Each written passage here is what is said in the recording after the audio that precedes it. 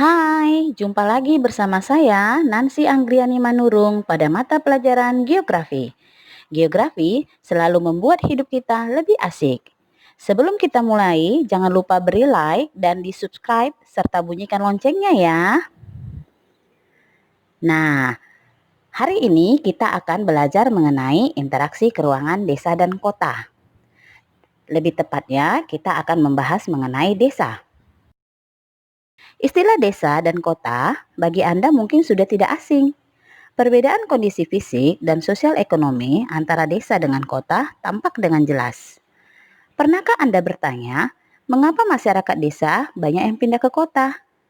Adakah pendorong masyarakat desa datang ke kota? Atau mungkin Anda pernah bertanya, mengapa desa Anda dengan desa teman Anda tidak sama perkembangannya? Nah, untuk menjawab itu semua, mari kita masuk mengenai desa. Istilah desa dikenal oleh masyarakat Indonesia. Kata desa itu berasal dari bahasa Sanskerta, yaitu desi, yang artinya tanah lahir. Pengertian desa menurut para ahli itu ada beberapa, yaitu menurut V.C. Pinch, desa merupakan suatu tempat tinggal dan bukan pusat perdagangan. Menurut Misra, desa bukan hanya kumpulan tempat tinggal. Desa merupakan wilayah pertanian yang kompak dengan batas-batas yang telah ditetapkan. Sedangkan menurut Erwin Tarto, desa merupakan perwujudan geografis yang disebabkan unsur fisiografis, sosial, ekonomi politik, dan budaya setempat dalam hubungan serta pengaruh timbal balik dengan daerah lain. Sedangkan menurut Daljoni, desa merupakan permukiman manusia yang letaknya di luar kota dan penduduknya berjiwa agraris. Menurut Undang-Undang Nomor 22 Tahun 1999 Pasal 1 menyatakan, desa adalah kesatuan masyarakat hukum yang memiliki kewenangan untuk mengatur dan mengurus kepentingan masyarakat setempat berdasarkan asal-usul dan adat istiadat setempat yang diakui dalam sistem pemerintahan nasional dan berada di daerah kabupaten. Di Indonesia, istilah-istilah desa itu berbeda-beda setiap wilayah. Contohnya, Sumatera Utara, istilah desa itu disebut dengan huta. Sumatera Barat, istilah desa disebut dengan nagari. Di Sulawesi Utara, desa disebut dengan wanus. Daerah Istimewa Aceh, desa disebut dengan istilah gampong atau meunasah. Sedangkan di Minahasa, desa disebut dengan wanua. Kemudian daerah Ujung Pandang, desa disebut dengan gaukang. Dan Maluku, desa disebut dengan dusun pati. Nah, menurut Erwin Tarto, desa mempunyai 3 unsur, yaitu 1. Wilayah atau daerah, 2. Penduduk, dan yang ketiga, tata kehidupan. Desa mempunyai peranan fungsi sebagai daerah interland atau penyangga, yaitu 1. Daerah sumber daya manusia, 2. Daerah sumber menghasil bahan pangan bagi masyarakat kota, 3. Daerah penghasil bahan mentah, 4. Pusat-pusat kerajinan rakyat atau industri kecil, dan yang kelima, daerah pariwisata dengan keindahan alamnya. Klasifikasi desa berdasarkan perkembangannya itu terdiri atas 3, yaitu 1. Desa swadaya. Desa swadaya adalah desa yang masih bersifat tradisional. Kata swadaya berasal dari 2 kata, yaitu swa artinya sendiri dan daya artinya usaha. Dengan demikian, swadaya dapat diartikan sebagai berusaha sendiri.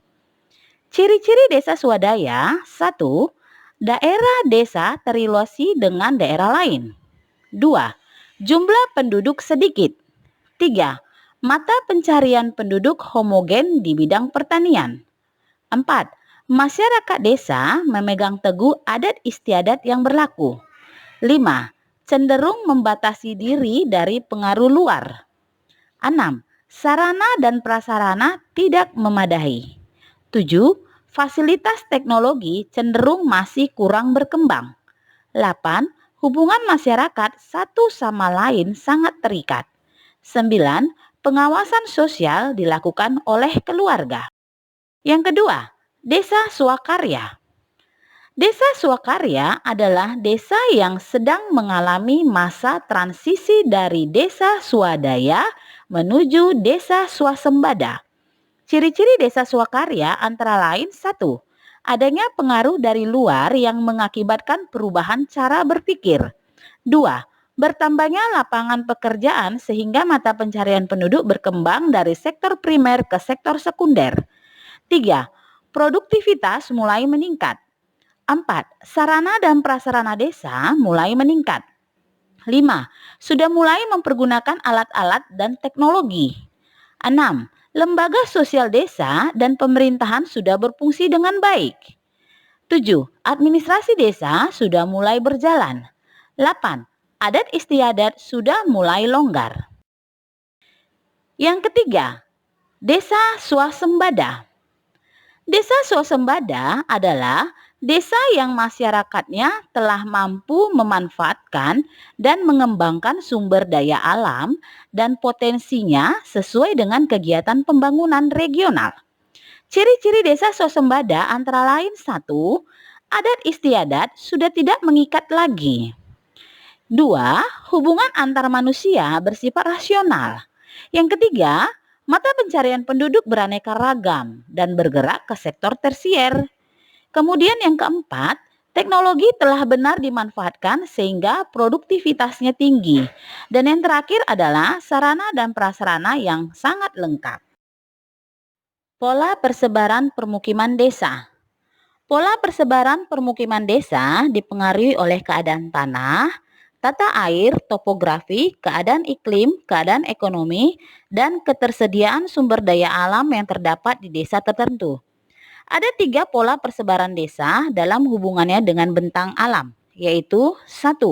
Pola terpusat atau dikenal dengan istilah pola radial. Memiliki ciri pemukiman desa menggerombol atau mengelompok.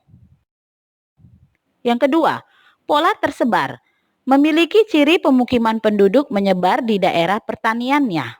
Antara perumahan yang satu dengan yang lainnya dihubungkan oleh jalur-jalur lalu lintas untuk keperluan di bidang perdagangan. Yang ketiga, pola memanjang. Memiliki ciri pemukiman berupa deretan memanjang. Kanan kiri pemukiman adalah jalan atau sungai. Tanah pertanian yang dimiliki terletak di belakang rumah dan tidak begitu luas. Menurut Bintarto, ada 6 pola persebaran keruangan desa berdasarkan kondisi fisik, yaitu 1. Pola memanjang jalan atau pola linier, biasanya terdapat di daerah yang datar. 2. Pola memanjang sungai, susunan desanya mengikuti jalur sungai atau di pinggir sepanjang sungai. 3. Pola radial atau melingkar ataupun terpusat. Biasanya terdapat pada desa yang terletak di daerah pegunungan berapi. 4. Pola tersebar. Biasanya terdapat pada desa yang terletak di daerah yang homogen, tetapi kesuburan tanahnya tidak merata. Terdapat di daerah pegunungan kapur, tersebar pada lembah yang dekat air dan tanah yang subur. 5. Pola memanjang pantai. Susunan desanya sepanjang pantai. 6. Pola memanjang pantai dan sejajar jalan kereta api. Pola ini terdapat di Pantai Landai. Nah, demikianlah materi yang telah saya sajikan. Semoga bermanfaat bagi kita semua. Thanks for watching my video. Jangan lupa berikan jempol dan subscribe serta bunyikan loncengnya ya. Bye-bye.